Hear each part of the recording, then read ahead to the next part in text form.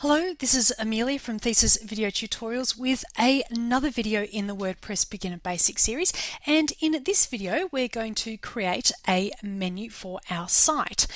If we go to our site at the moment, you'll see that we've got our default set up there. So that's how it comes out of the box. So every time we add a page, it adds in there, but we can actually make a custom menu.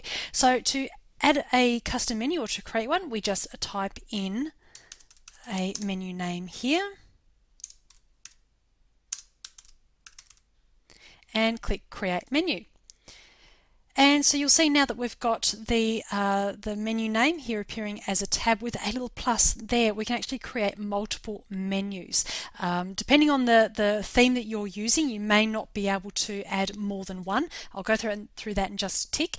And you'll notice that these are now not grayed out anymore, so we can start adding in bits and pieces to our menu. Down the bottom here we've got theme locations, and this is something that's new that now appears once you've added in a menu, and this lets you know how many menus your theme supports. And for the 2011 theme, you only get one menu, and you can choose from the drop down. So if you've created more than one menu, you can choose which one, so you can interchange them. So we'll just choose Amelia's menu and save.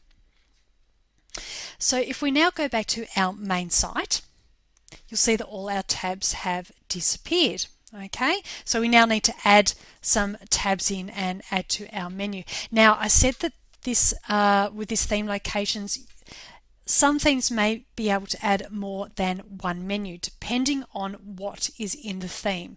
So say if we go to Thesis, you'll notice down the bottom here it only supports one theme. At the moment, Thesis 2.0 may have something a little bit different, but at the moment it's only got one. If we go to, say, the Genesis one, and this is the free child theme, which is the Georgia child theme, which is free for you to grab, provided that you've purchased the Genesis framework. It's got here that it supports two menus, so we can actually choose two menus. I've just done a quick test by creating a couple of menus, so you can choose, that one for that one, or the second menu for the second menu, and you press save, and that's all it does for you. Okay. So we need to create some tabs here for our menu, and up the top here, firstly we've got pages. Now we can see the most recent things that we've created, or the most recent pages we've created. We can view all of the pages that are created, or we can search for a particular page in case you've got quite a few. So let's add the blog page, and we'll add that to the menu. And you'll see here we've now got this little area here. Next one down is a custom link, and so you can add a URL link, so you could link to Google, you could link to wherever you want. I'm going to add a link into my Facebook fan page.